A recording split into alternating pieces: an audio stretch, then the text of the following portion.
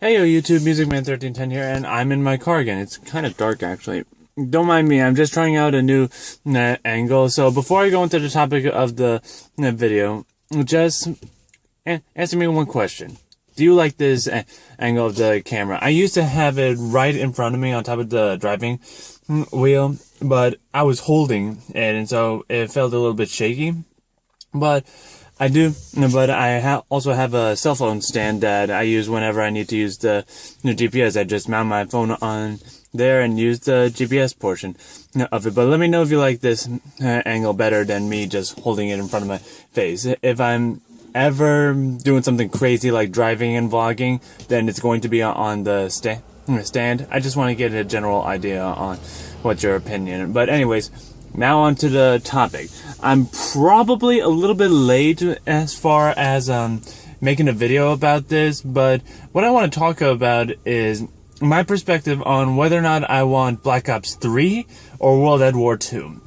My personal take is World at War 2. Now, before I explain my reasoning, I'm going to just say a little bit of COD history that I'm familiar with the community as far as how things trend, okay. Basically, Black Ops 1, that was a hit. That World at War, that was again another hit. Both of them are Treyarch games, and so is this next coming Call of Duty. But so far, every single Treyarch game has been a hit, and I'm talking about Black Ops 1. I'm talking about World at War, Black Ops 2. Those three Treyarch titles, they were hits. So Treyarch is in a good stance. Now there were another two titles where the first two, they were just great success, but the third one kind of died, I guess. Yes, I really don't know a better term for it. And what am I talking about? I'm talking about the Modern Warfare series, because Call of Duty 4 and Modern Warfare 2, they were both huge success according to the community. I've only played Call of Duty 4 on the Wii and Modern Warfare 2 after Modern Warfare 3 on my PC. So, Modern Warfare and Modern Warfare 2, they were both huge success with the community, but Modern Warfare 3, according to the community, I liked it because it was my first console game, but according to the community, it wasn't as great as Modern Warfare 2, and it kind of died there, along with a lot of Infinity Ward trust, because then we come to Ghost a couple of years later, and even now it's like, I've been on Ghost recently, and only 7,000 people are still playing the game. 7,000. And to me it's like, okay, if you want a franchise to do good, or at least a title of a game to do good, you're gonna need more than 7,000 on whatever console it is. I mean, it might be more or less on the Xbox, but on the PlayStation side, it was 7,000 for Ghost. So pretty much after a series become a trilogy, then it's like the finisher just like kind of died or killed the franchise, I guess. I don't know what's the proper term for it. Luckily, Black Ops 2 brought it back to life. Ghost kind of killed it again, and Sledgehammer with Advanced Warfare, I don't know. It's like, I enjoy Advanced Warfare. That's a pretty good Call of Duty title in my case. It doesn't beat Black Ops 2, but it's pretty close to there, in my opinion. So with the Black Ops 3, I don't know. I mean, it's kind of a mixed bag, because Treyarch makes good Call of Duty games.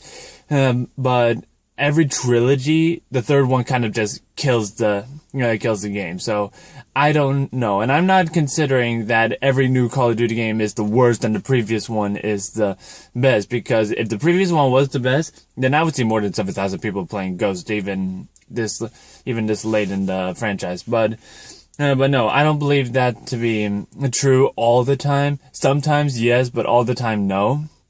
So, I don't know. I mean, with Black Ops 3, it gives Treyarch room for creativity, because Black Ops 3, I'm pretty sure, is going to take place in the future, and I know that the community is pretty much done with future games for a bit, but at the same time, it's like, you really can't go off much from the past, because it worked with World at War, the World War II era, it worked with Black Ops 1, the Vietnam era, but it's like, those were kind of like side stories on what could have happened, but we don't know as far as what happened in those wars.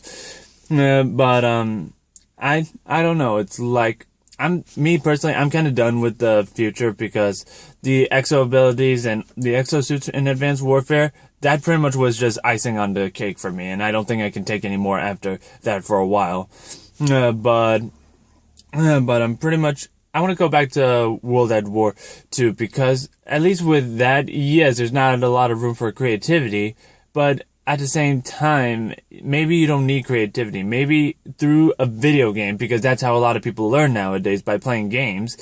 You can even teach a little bit of history, because really it's like what I feel is there are some people that lack history or refuse to accept history. So if it's implemented in a subtle way, like playing a video game like Call of Duty, where it kind of puts you in the middle of the war zone, then it's like, I feel that that's a decent way to pretty much get people to learn a little bit about how things worked. I mean, I'm saying I don't know a lot in this video because regardless what happens, I'm still gonna buy the next Call of Duty title. I don't know if it's gonna be on day one because I'm pretty sure I'm not gonna pre-order the next title for reasons that both a friend of mine said and Drifter kind of confirmed.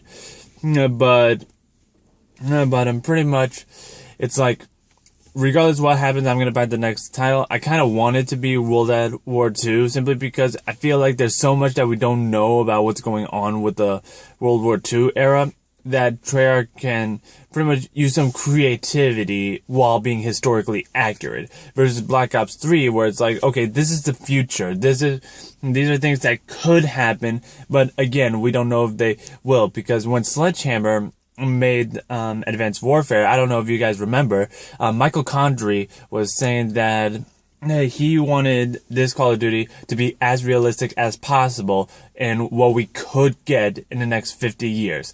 And recently, there's been a lot of articles saying that hoverboards are being made. Somebody owns the first flying car, that exosuits are actually being in development for military purposes. So I don't know where that stand is, but so far, Sledgehammer did what I believe is the right thing by being creative, being innovative, while thinking on what realistically could happen. Because when you think about it, Call of Duty has been all about being real as an arcade shooter. Yes, Call of Duty is an arcade shooter. It's nothing like Battlefield, where gravity affects the bullets, because the best example, the sniper rifle.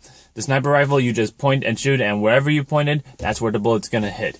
And in games like Battlefield, you actually have to calculate and consider gravity and wind and a bunch of things that makes Battlefield a military simulator more so than an arcade shooter like Call of Duty, but that's getting off topic. So my final stance, I prefer World at War 2, but if I get Black Ops 3, it really doesn't matter to me. I'm still going to play it. It's still a pretty good franchise in my eyes, despite the past two failures that it had on the Infinity War side, which hopefully in a couple of years they redeem themselves, but they have a lot of ground to make up for. So that's going to be it for the video. Leave a like if you enjoyed it. Subscribe for more. I do have a Twitter, will be in the description below. And this is MusicMan 3010 signing out. Peace.